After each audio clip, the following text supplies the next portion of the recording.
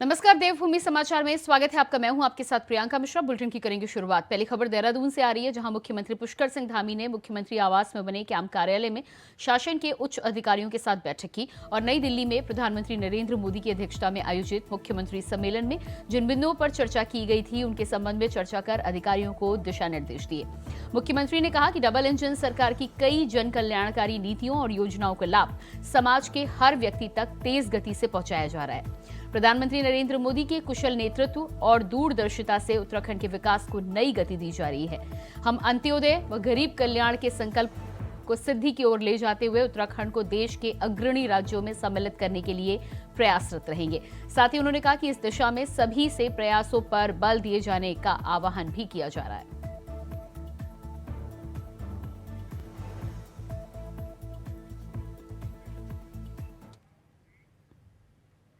और इसके बाद आइए आपको सीधे लिए चलते हैं गुजरात, जहां पर प्रधानमंत्री नरेंद्र मोदी इस समय पहुंचे हुए हैं, जनता को संबोधित कर रहे हैं। सुनिए क्या कुछ कह रहे हैं। गुजरात के लोकप्रिय मुख्यमंत्री भूपेंद्र भाई पटेल,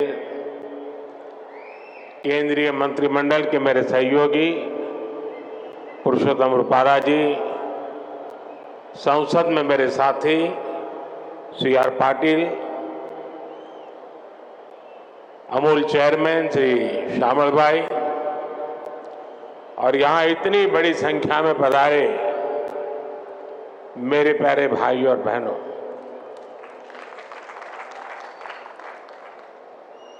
गुजरात के गांवों ने मिलकर 50 वर्ष पहले जो पौधा लगाया था वो आज विशाल वटवृक्ष बन गया है और इस विशाल वटवृक्ष की शाखाएं आज देश विदेश तक फैल चुकी है। Gujarat cooperative milk marketing federation की स्वर्ण जयंती पर आप सभी को बहुत बहुत शुभकामनाएं। गुजरात की दूध समितियों से जुड़े प्रत्येक व्यक्ति का, हर पुरुष हर महिला का भी मैं अभिनंदन करता हूं। और इसके साथ हमारे एक और साथी है जो डेयरी सेक्टर के सबसे बड़े स्टेक होल्डर है, मैं उन्हें भी प्रणाम करता हूं। ये स्टेक होल्डर, ये साझीदार है हमारा पशुधन। मैं आज इस यात्रा को सफल बनाने में पशुधन के कंट्रीब्यूशन को भी सम्मानित करता हूं, उनके प्रति आदर व्यक्त करता हूं। इनके बिना डेयरी सेक्टर की कल्पना भी नहीं हो सकती। इसलिए मेरा देश के पशुधन को भी प्रणाम। भाइयों और बहनों, भारत की आजादी के बाद देश में बहुत से ब्रांड बने, लेकिन अमूल जैसा कोई नहीं। आज अमूल भारत के पशुपालकों के सामर्थ्य की पहचान बन चुका है। अमूल यानी विश्वास, अमूल यानी विकास, अमूल यानी जन भागीदारी, अमूल यानी किसानों का सशक्तिकरण, अमूल यानी समय के साथ आधुनिकता का समावेश, अमूल यानी आत्मनिर्भर भारत की प्रेरणा, अमूल यानी बड़े सपने, बड़े संकल्प और उससे भी बड़ी सिद्धियां। आज दुनिया के 50 से ज्यादा देशों में अमूल के प्रोडक्ट को निर्यात किया जाता है। 18,000 से ज्यादा दुग्ध सहकारी मंडली, 36 लाख किसानों का नेटवर्क, हर दिन 3.5 करोड़ लीटर से ज्यादा दूध का संग्रहण, हर रोज पशुपालकों को 200 करोड़ रुपए से अधिक का ऑनलाइन पेमेंट, ये आसान नहीं है। छोटे छोटे पशुपालकों की ये संस्था आज जिस बड़े पैमाने पर काम कर रही है, वही तो संगठन की शक्ति है, सहकार की शक्ति है।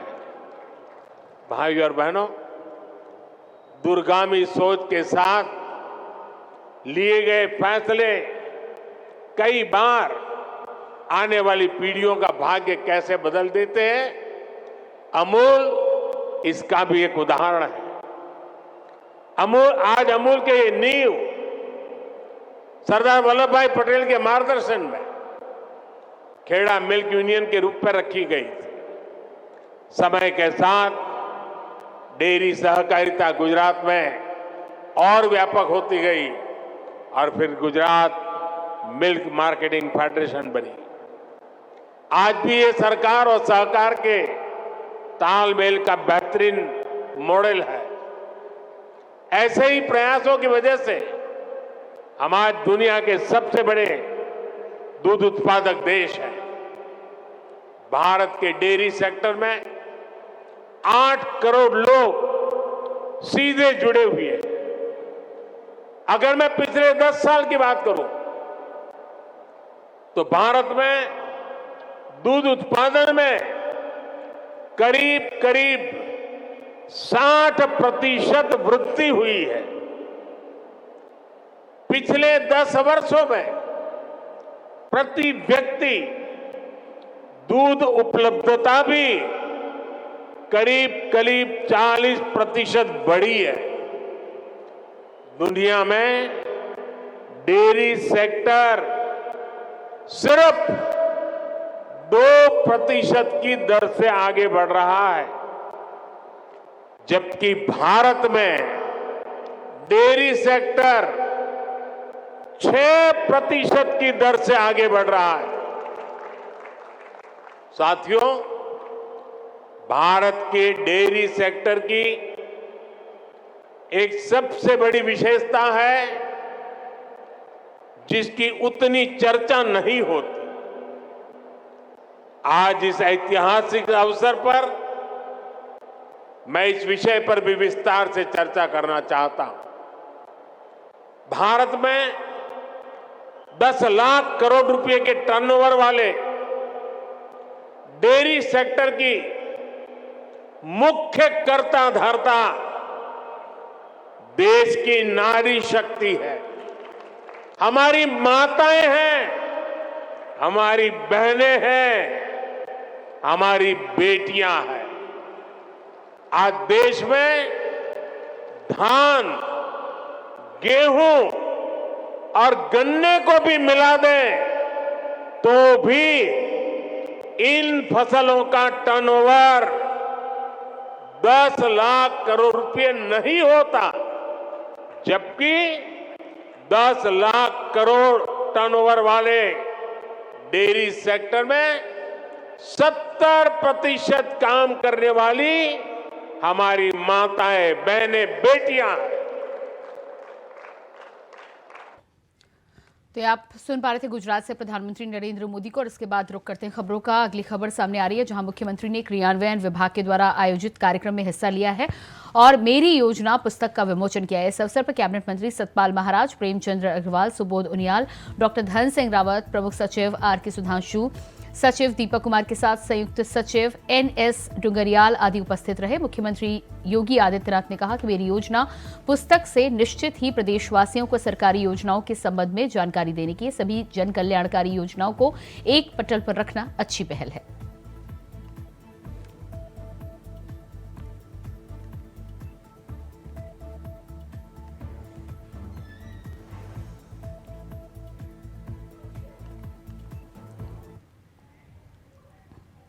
1885 को कोटद्वार में बने रेलवे स्टेशन का कायाकल्प होने जा रहा है। अमृत भारत स्टेशन योजना के दूसरे चरण में 26 फरवरी को पीएम मोदी वीडियो कॉन्फ्रेंसिंग के जरिए शिलान्यास करेंगे, जिसके चलते रेलवे विभाग जोरों से तैयारियां कर रहा है। प्रेस कॉन्फ्रेंस में मुरादाबाद मंडल के सीनियर पब्लिसिटी इंस्पेक्टर अभिषेक दीक्षित ने बताया है कि अमृत भारत स्टेशन योजना के तहत कोटद्वार में आधुनिक स्टेशन बनाया जा रहा है।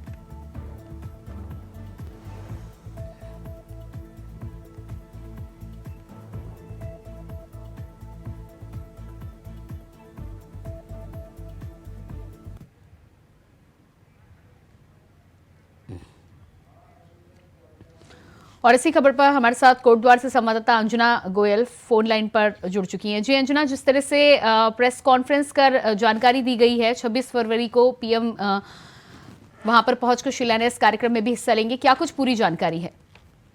जी मैं आपको बता दूं, जिस तरह से ये अंग्रेजों के जमाने का बनाया हुआ 1885 का रेलवे स्टेशन है, इसको कायाकल्प की जा रही है और 26 फरवरी को इसको लेकर के जो भी कार्यक्रम यहाँ पर होना है उसकी सभी तैयारियां पूरी की जा रही हैं। साथ ही जो 26 फरवरी को प्रधानमंत्री के द्वारा इसमें शिलान्यास किया जाएगा वीडियो कॉन्फ्रेंसिंग के जरिए। जी अंजना, आपको बीच में यहाँ पर रोकेंगे। इस तमाम जानकारी के लिए बहुत बहुत शुक्रिया आपका।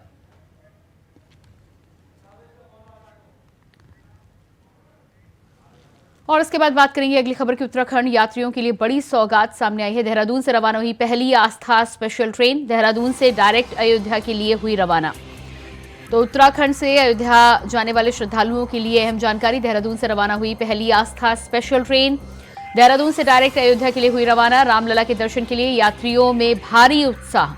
रामलला के दर्शन के लिए यात्रियों में भारी उत्साह। देहरादून से रवाना हुई पहली आस्था स्पेशल ट्रेन। तो ये तस्वीरें आप देख पा रहे हैं। देहरादून से आज पहली आस्था ट्रेन अयोध्या के लिए रवाना हुई है। ये सीधी ट्रेन देहरादून से अयोध्या श्रद्धालुओं को पहुंचाएगी। रामलला के दर्शन के लिए श्रद्धालु काफी उत्सुक और उत्साहित नजर आए।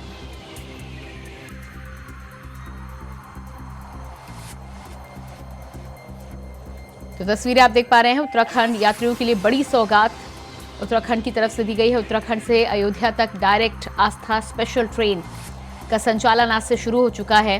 भारी संख्या में बेहद उत्सुकता के साथ श्रद्धालुओं ने आज इस ट्रेन के साथ अपनी यात्रा की शुरुआत की। देहरादून से डायरेक्ट अयोध्या के लिए हुई रवाना। रामलला के दर्शन के लिए यात्रियों में भारी उत्साह।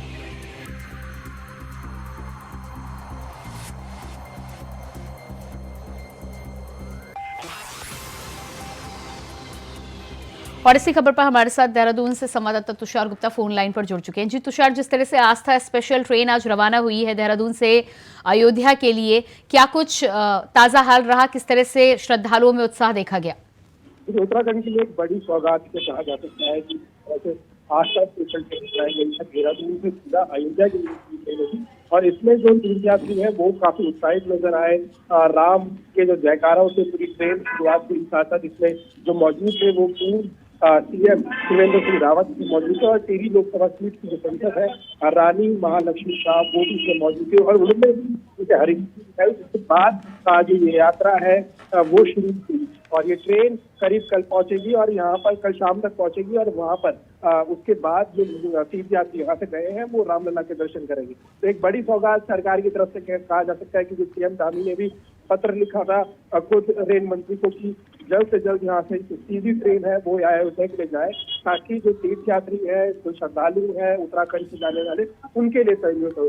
और उसी के तहत ये ट्रेन चलाई गई है जो देहरादून से सीधा ये अयोध्या को जाएगी और तीर्थयात्रियों को लेके जाएगी जो रामलला के दर्शन करना चाहते हैं। जी तुषार, क्या शेड्यूल है इस ट्रेन का? हफ्ते में कितने दिन चलेगी और क्या समय निर्धारित किया गया है? देखिए, हफ्ते की अगर बात की जाए तो हफ्ते के हर दिन ये ट्रेन चलने वाली है और करीब 11 बजे ये ट्रेन निकलेगी देहरादून के स्टेशन से और कल शाम माना जा रहा है 4-5 बजे तक ये ट्रेन पहुंच जाएगी और उसी के तहत ये इसका रूटीन रहने वाला है। लेकिन एक बड़ी सौगात हम कह सकते हैं उत्तराखंड वासियों के लिए सरकार ने दी है, जिससे अब जो लोग रामलला के दर्शन ट्रेन के माध्यम से कर सकेंगे। इससे पहले अगर मैं बात करूं तो सीएम धामी के प्रयासों के कारण जो डायरेक्ट बस सेवा है वो भी चलाई जा रही है। अब इंतजार है कि कब जो सीधी फ्लाइट यहाँ से अयोध्या के लिए हो, जो ताकि जो और भी जल्द जाना चाहते हो, फास्ट जाना चाहते हो और फ्लाइट के माध्यम से जाना चाहते हो, तो उनके लिए एक और सौगात इसमें हो सकती है। जी बिल्कुल, तो इस सौगात से उत्तराखंड के श्रद्धालुओं में और उत्तराखंड के वासियों में क्या कुछ उत्साह देखने को मिल रहा है?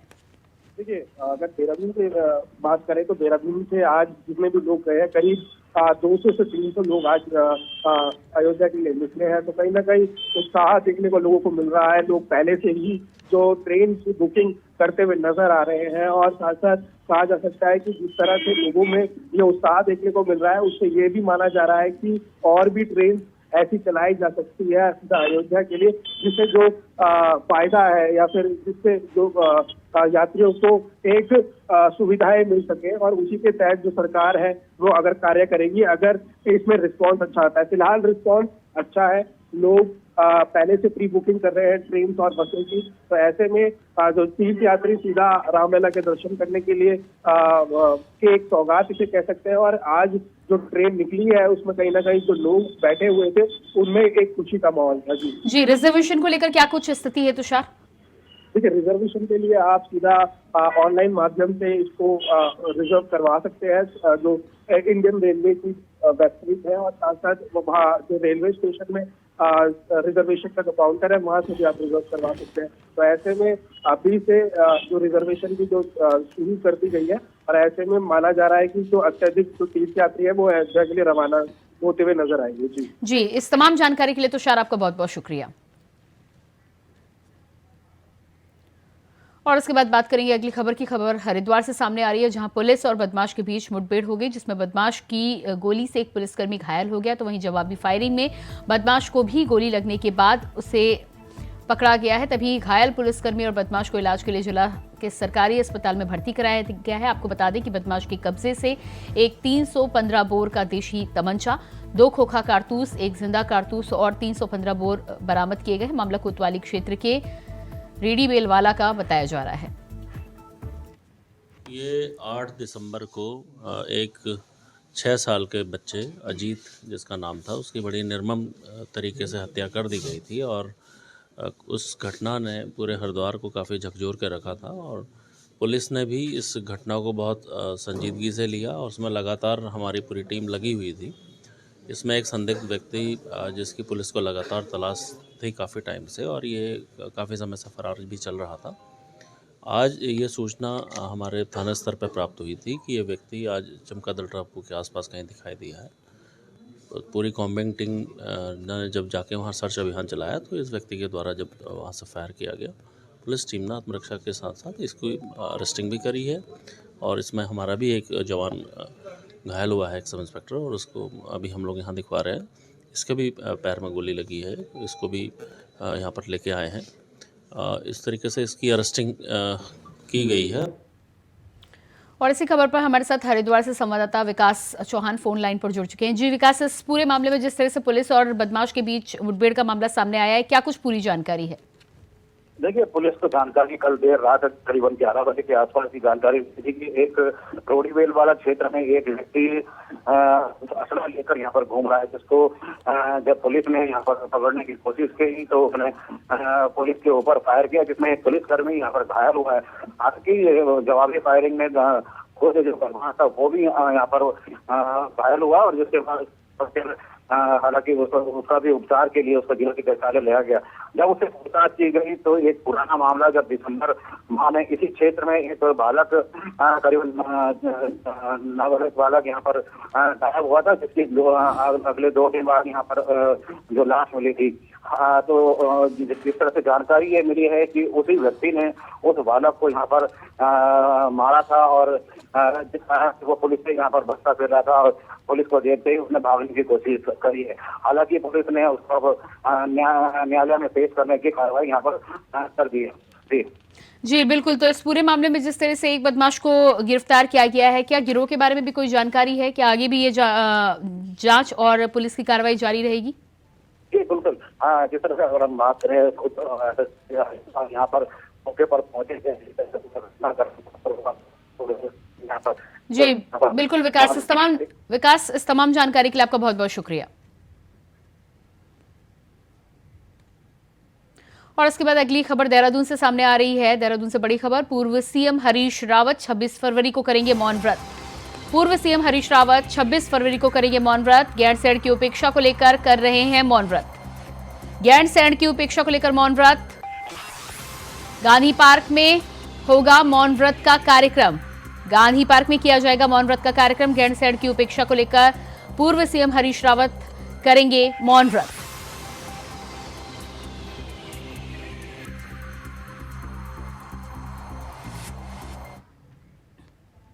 और उसके बाद अगली खबर भी देहरादून से सामने आ रही है। उत्तराखंड दौरे पर महिला कांग्रेस की राष्ट्रीय अध्यक्ष अलका लांबा नारी न्याय सम्मेलन को करेंगी संबोधित। अलका लांबा नारी न्याय सम्मेलन को करेंगी संबोधित। कांग्रेस मुख्यालय में प्रदेश कार्यकारिणी की बैठक आयोजित। लोकसभा चुनाव को लेकर बैठक में होगी चर्चा। वहीं महिला कांग्रेस के कई मुद्दों पर कर सकती हैं विचार विमर्श। कांग्रेस मुख्यालय में प्रदेश कार्यकारिणी की बैठक आयोजित। लोकसभा चुनाव को लेकर बैठक में होगी चर्चा।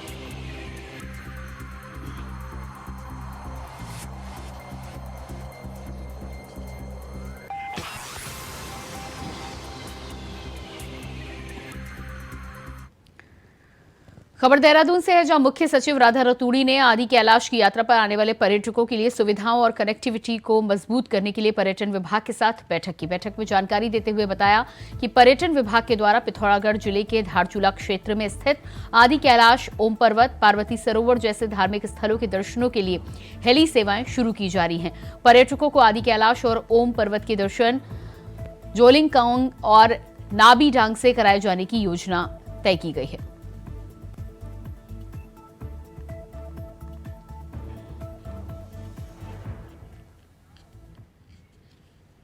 और इसी के साथ फिलहाल इस बुलेटिन में इतना ही। खबरों का सिलसिला जारी रहेगा। नमस्कार।